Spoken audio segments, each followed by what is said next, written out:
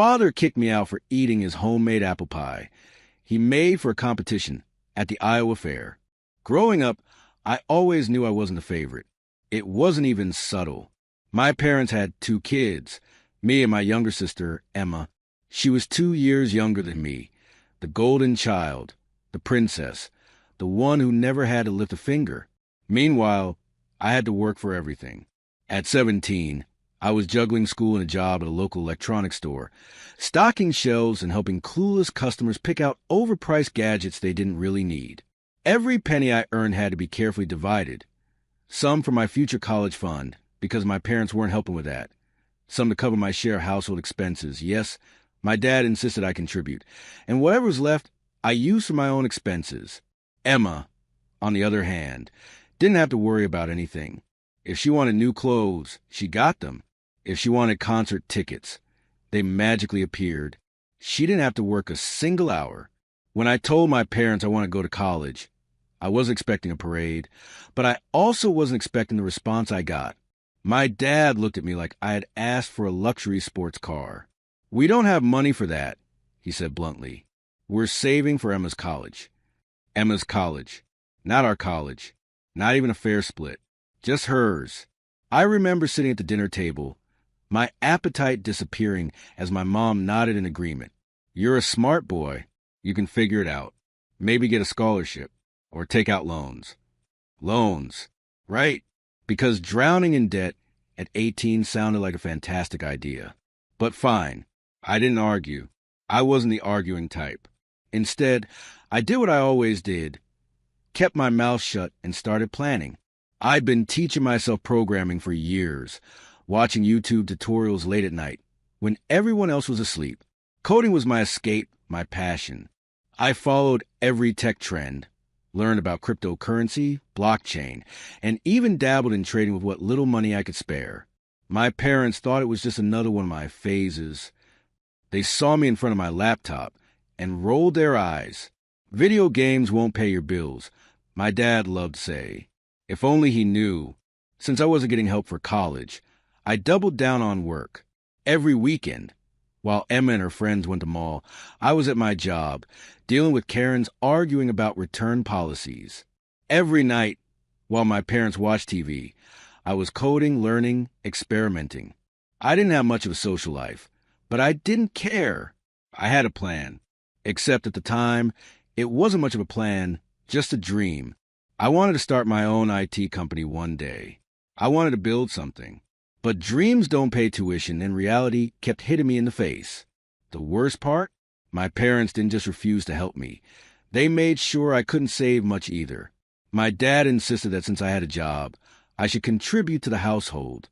"You're almost an adult," he'd say. "Adults pay bills."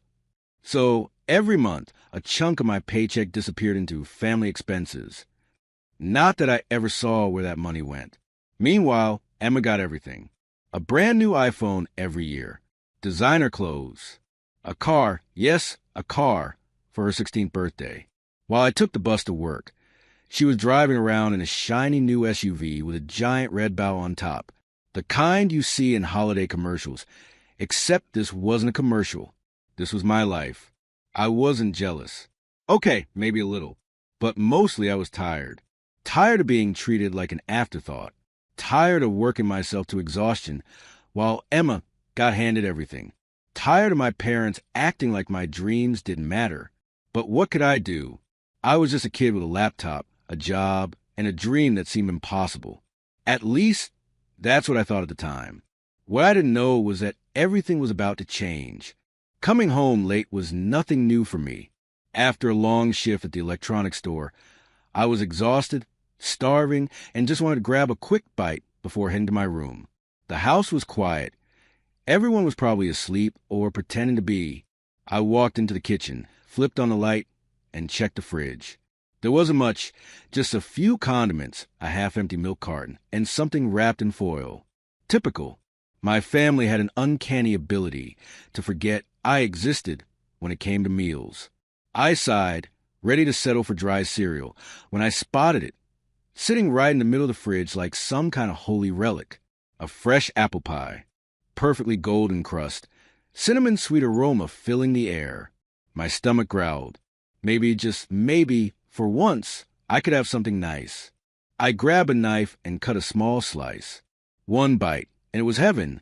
Warm, buttery, the perfect balance of sweet and tart. My dad must have gone all out on this one. He loved baking, always trying new recipes. I wasn't even sure why. He never let me touch his masterpieces. But right now I didn't care. I was too hungry.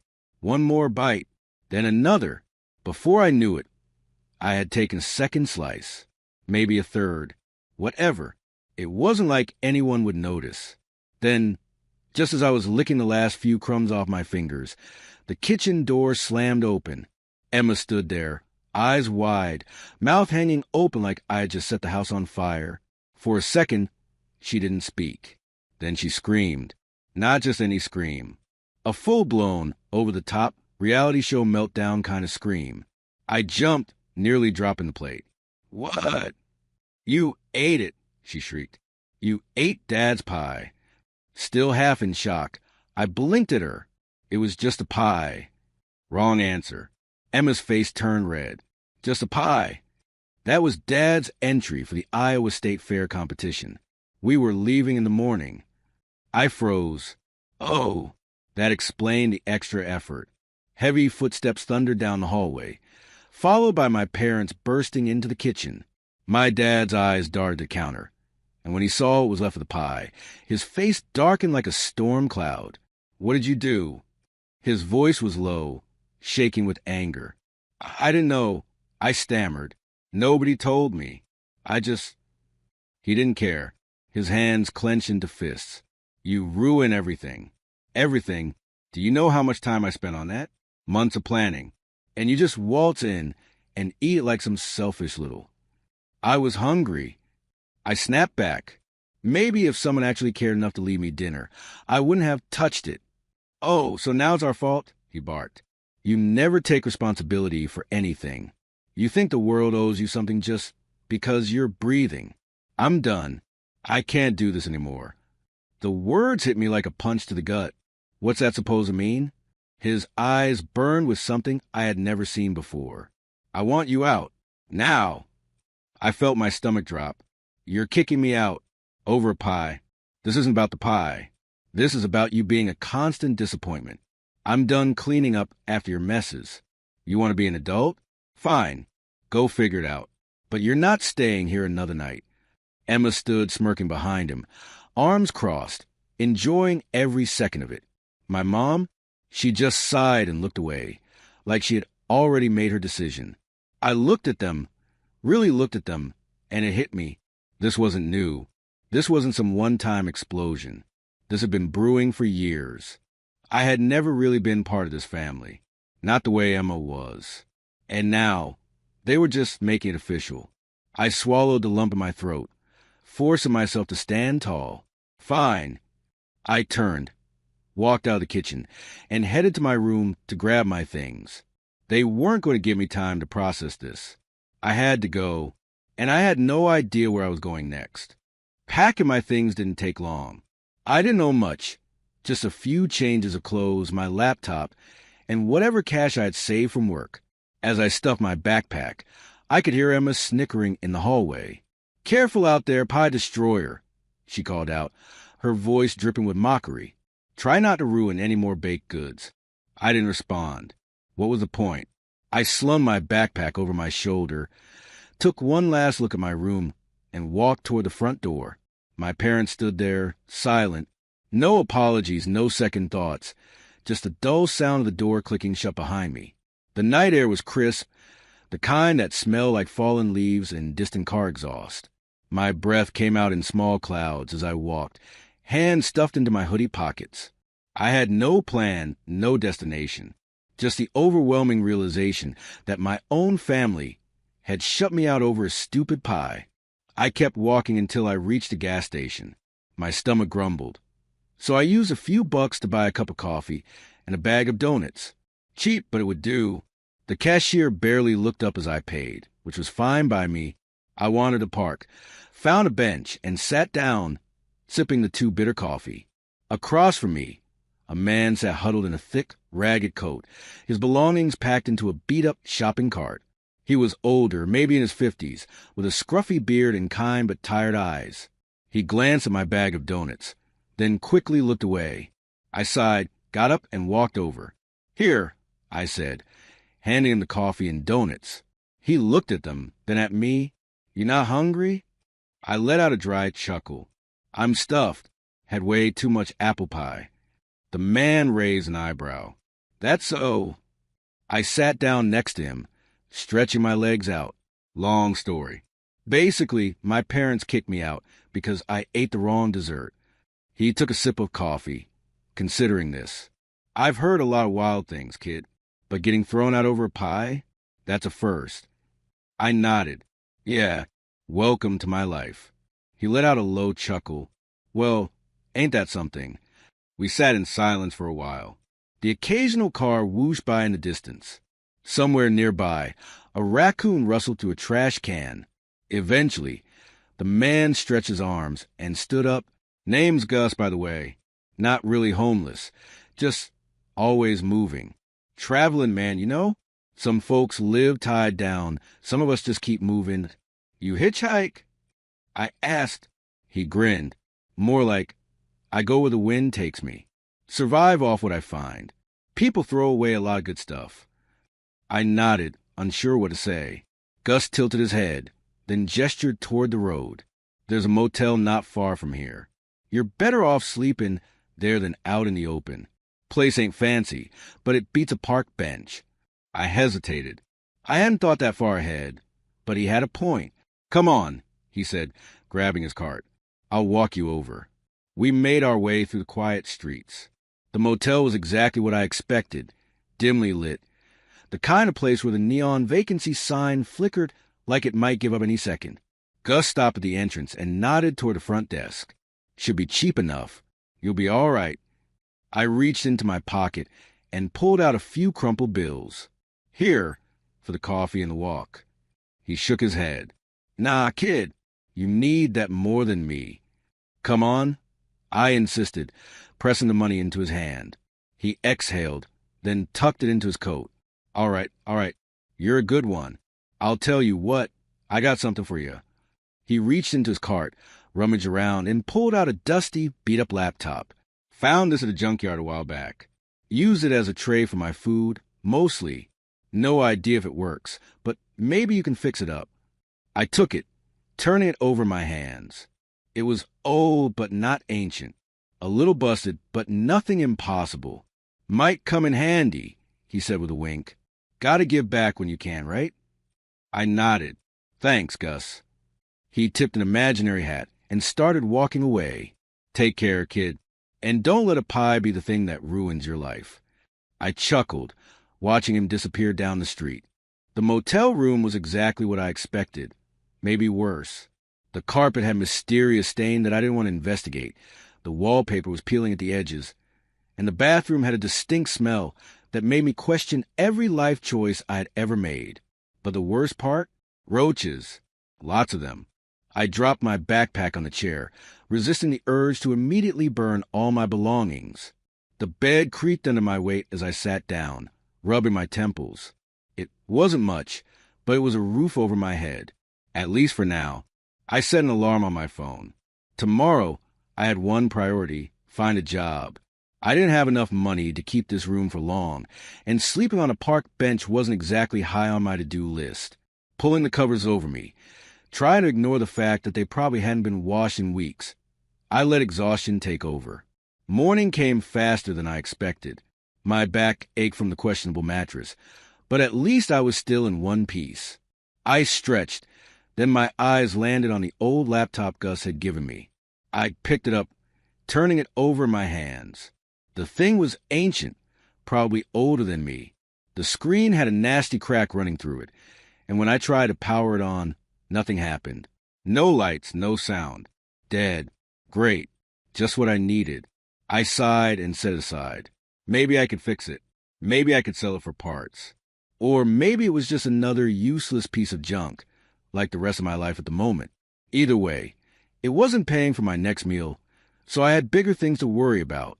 After a quick stop at a gas station for the cheapest breakfast I could find, I hit the streets. Finding a job wasn't as easy as I had hoped. Every place I walked into either wasn't hiring or didn't want some random kid with no experience. I applied everywhere: fast food joints, grocery stores, warehouses, but nobody was interested.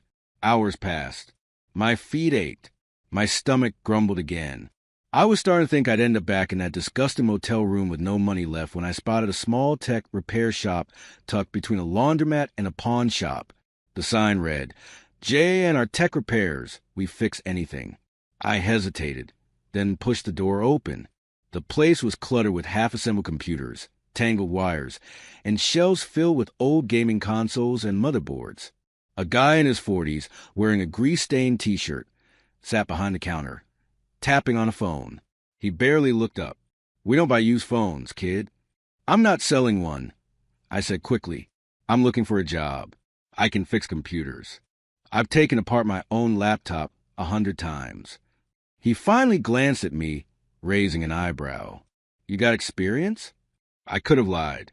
Maybe I should have. Instead, I just shrugged. "Not officially, but I know my way around hardware. I can fix things, and I learn fast." He studied me for a moment, then sighed. "We do need someone for repairs. You mess up, you're out." "Got it." I nodded so fast my neck nearly snapped. "Got it." And just like that, I had a job. The pay wasn't great, but it was better than nothing. The work? I actually liked it.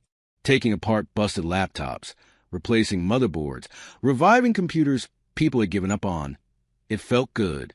The shop had a steady flow of customers, and over time, my boss, Jim, actually started trusting me with more serious repairs. Months passed. I kept my head down, worked hard, and saved every dollar I could. Eventually, I had enough to move out of the motel and into a tiny apartment. Just a studio, barely big enough for a bed and a desk. But it was mine. No roaches. No peeling wallpaper. No weird stains. I started taking online programming courses, watching tutorials at night after work. The more I learned, the more I realized I didn't just want to fix computers. I wanted to build things. Software, apps, maybe even something bigger. I still thought about my family, sometimes. Emma was probably still living her perfect life. My parents probably didn't give me a second thought, but I didn't need them. 1 year later, I wasn't just fixing computers. I was learning how to create.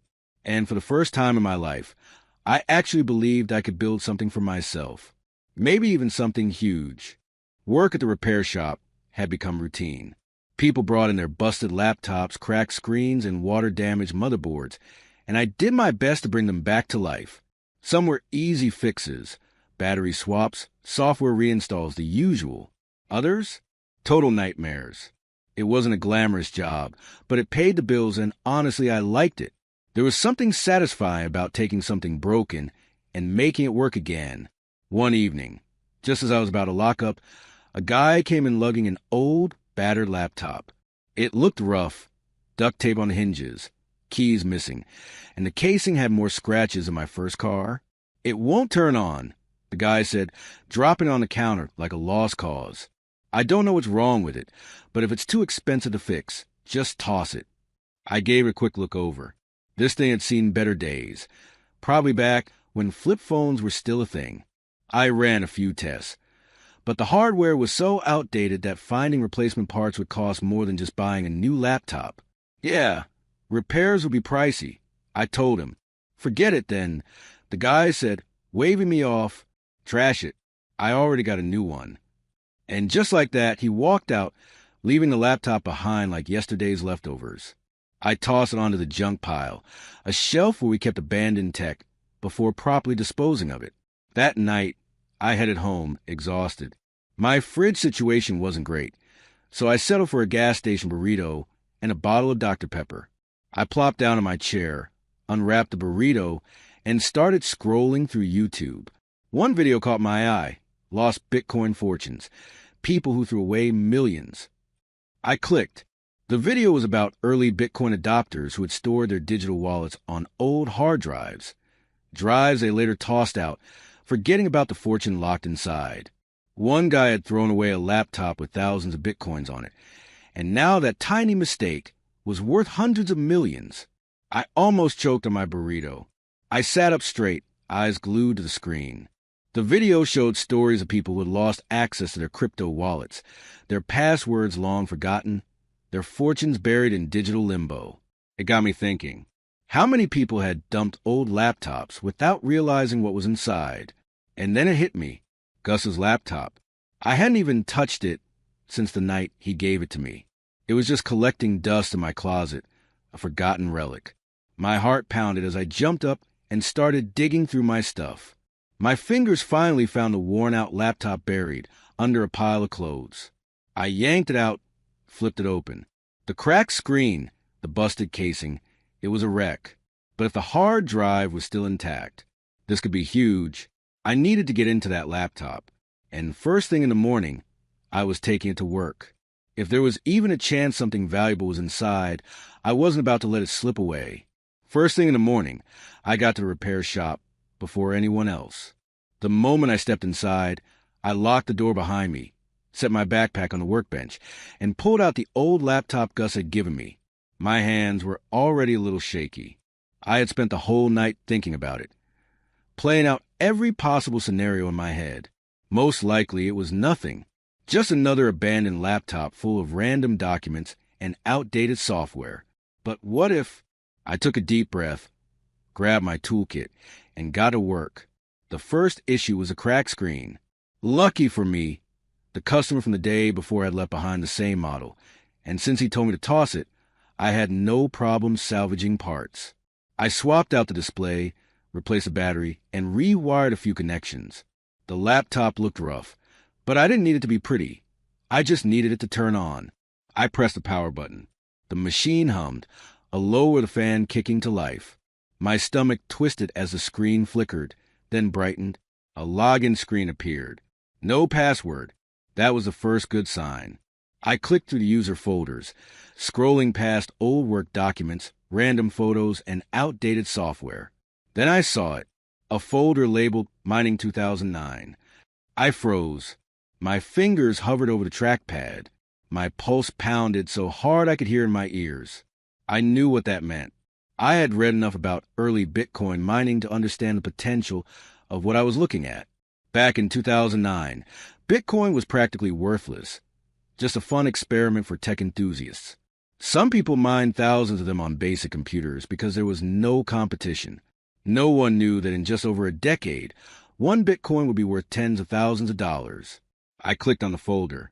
Inside were several text files, old mining logs, and my breath hitched, a wallet.dat file. This was it. I leaned back in my chair, my hands gripping the edge of the workbench.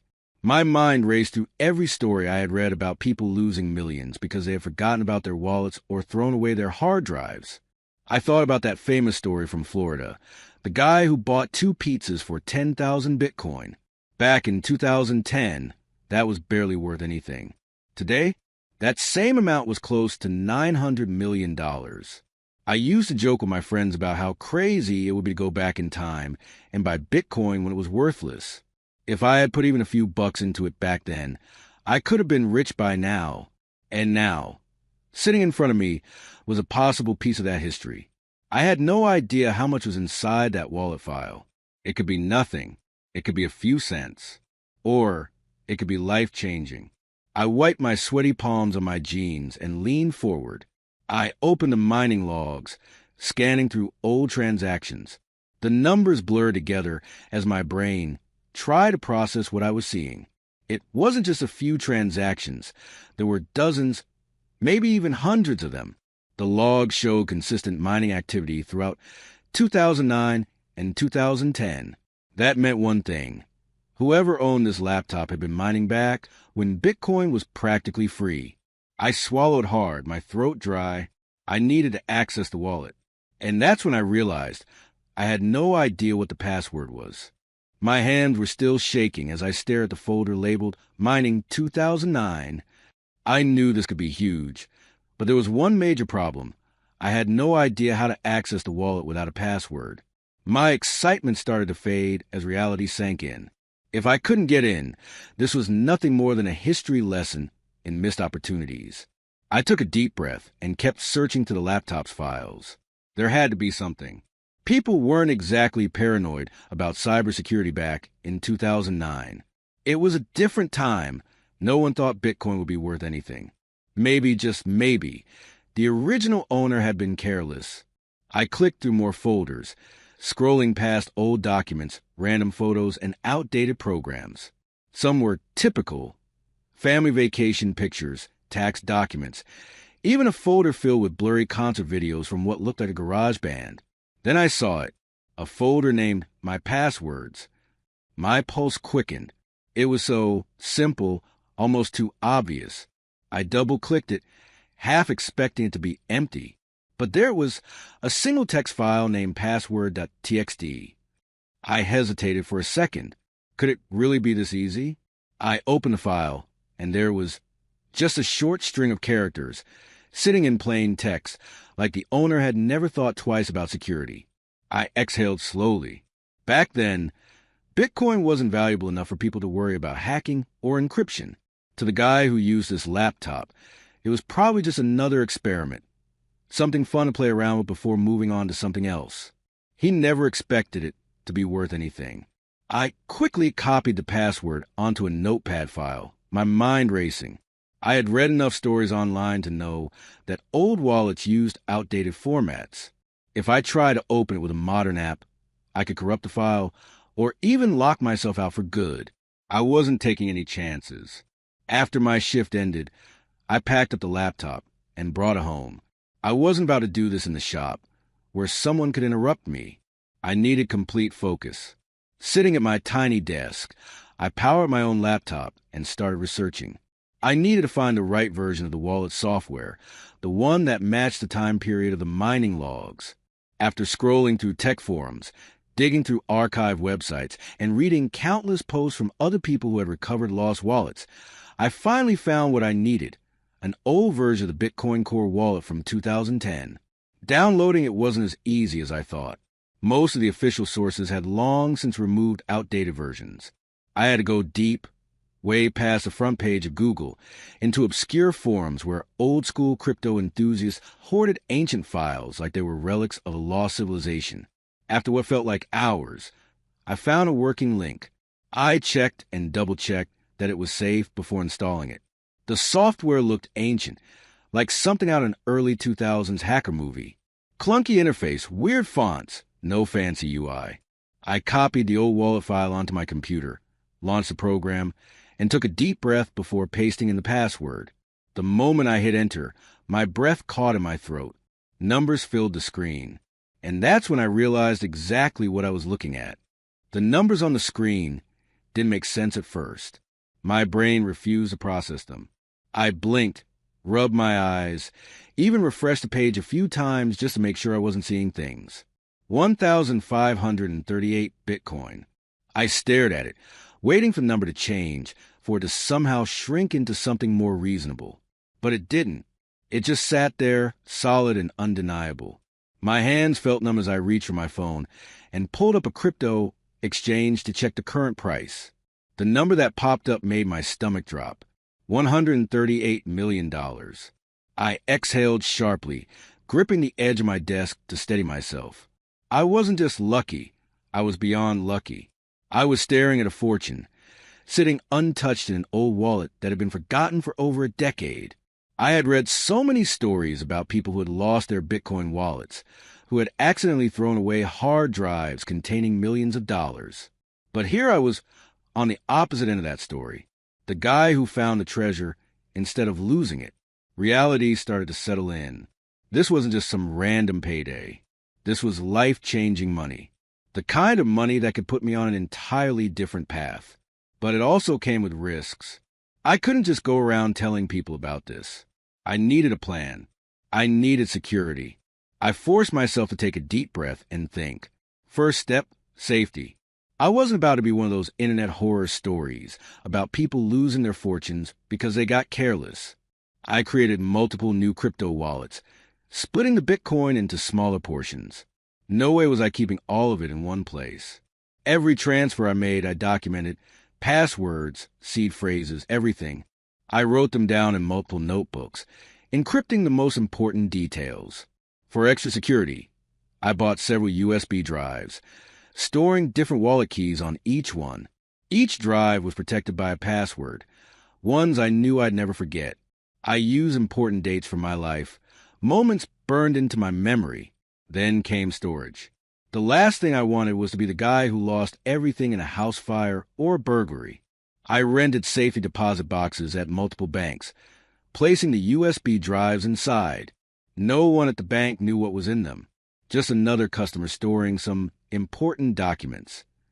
By the time I was done, I finally felt like I could breathe again. My grandpa always used to say, "Never keep all your eggs in one basket." Well, Grandpa, you'd be proud. That night, I barely slept.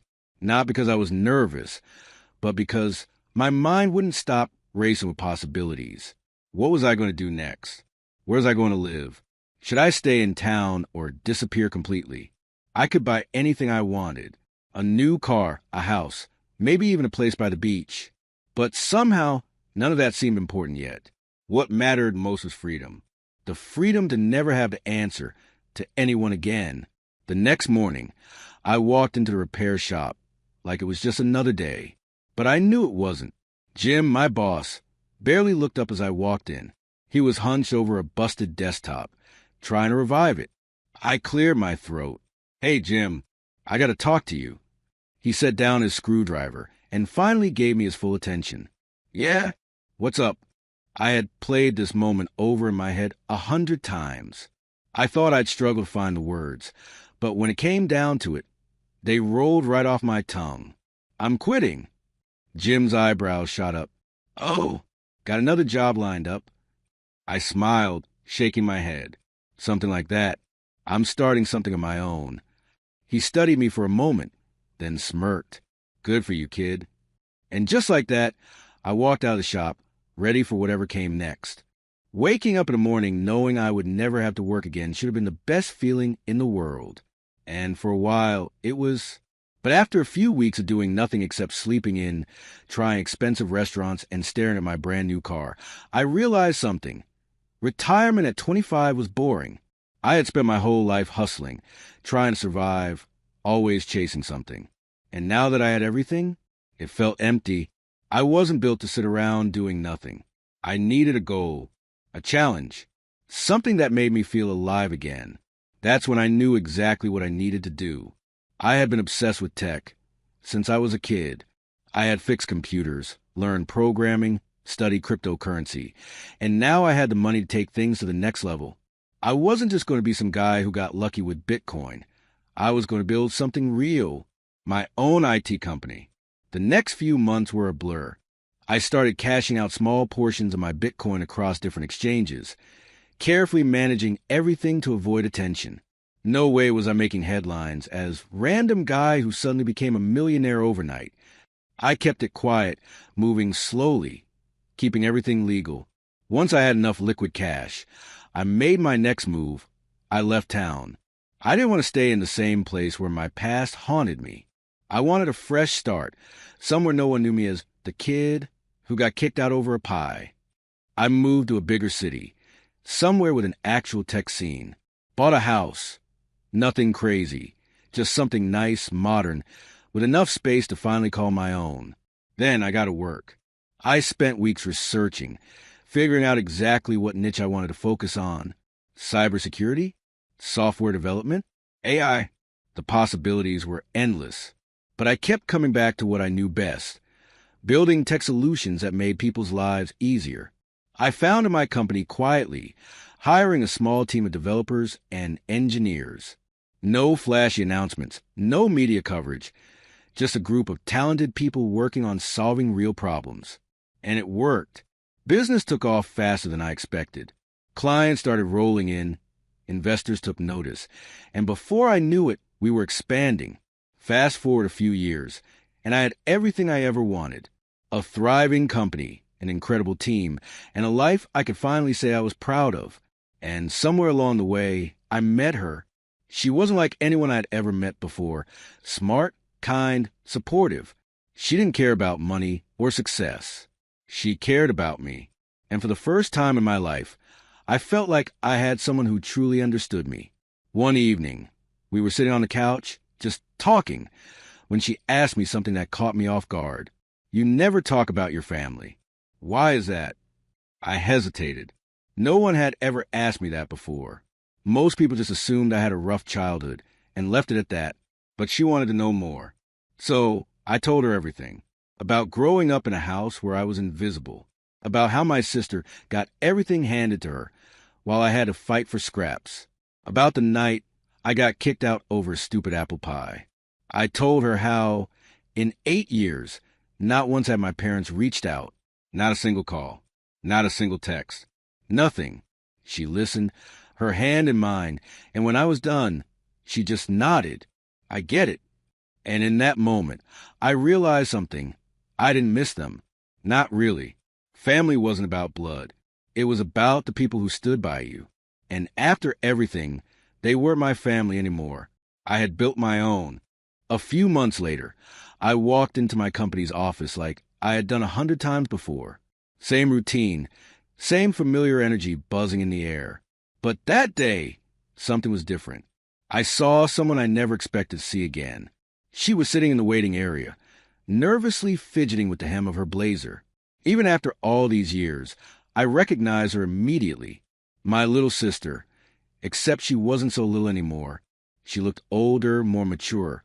But the moment I saw her, my mind flashed back to that night in the kitchen. The apple pie, the screaming, the way she had smirked as I was kicked out of our home. She didn't see me. I kept walking, acting as if I hadn't noticed, and asked my assistant what was going on. "She's here for an interview. Financial department. The hiring manager is meeting with her right now." I nodded, thinking fast. "Do me a favor. Go to the cafe around the corner and get an apple pie. Bring it straight to my office." She gave me a confused look, but didn't ask questions. Good assistant. While I waited, I pulled up the interview schedule. My sister's name was right there. It was surreal. She had no idea where she had just walked into. No idea whose company this was. And that made what I was about to do even better. The assistant came back with a pie, still warm, smelling like cinnamon and butter. I called the hiring manager into my office. "Here's what I need you to do," I said, sliding the pie across the desk. "Take this to the woman in the waiting room. Tell her it's a gift from the CEO. Nothing else. Just that." The manager blinked, clearly confused, but nodded and left. I stepped into the hallway, keeping a safe distance, just close enough to watch it all play out. The manager walked up to my sister, handing her the pie with a polite but firm tone. "This is from the CEO. A gift." She furrowed her brows. I don't understand. What is this? Some kind of joke." That was my cue.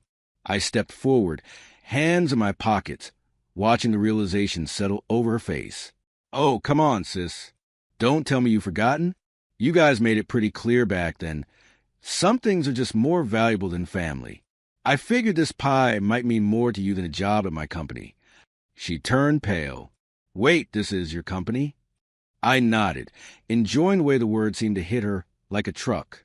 She stammered, trying to find something to say, but nothing came out. The pie shook in her hands. Then, without another word, she stood up and bolted out the door. I turned to my assistant, who had been watching in stunned silence. Guess she wasn't the right fit.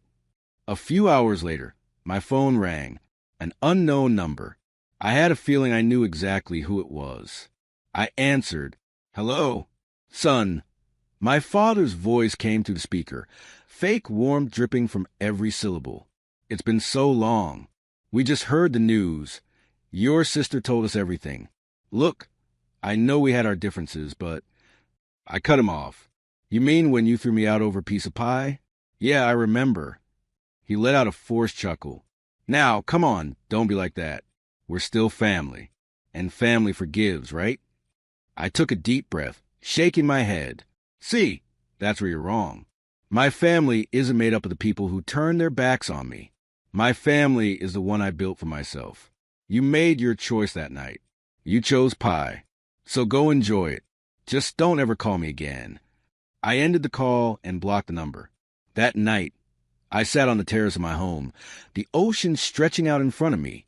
My fiancée sat beside me, sipping wine, the glow of the city reflecting in her eyes. She nudged me playfully. So, tell me again, how did all this happen? I laughed, shaking my head. Would you believe me if I said it all started with an apple pie? She grinned. Maybe we should build a statue for it. We both laughed, the sound carried away by the breeze. Life had a funny way of working out. One moment, you're at rock bottom. The next, you're sitting on top of the world. And sometimes, all it takes is a single moment to set everything into motion.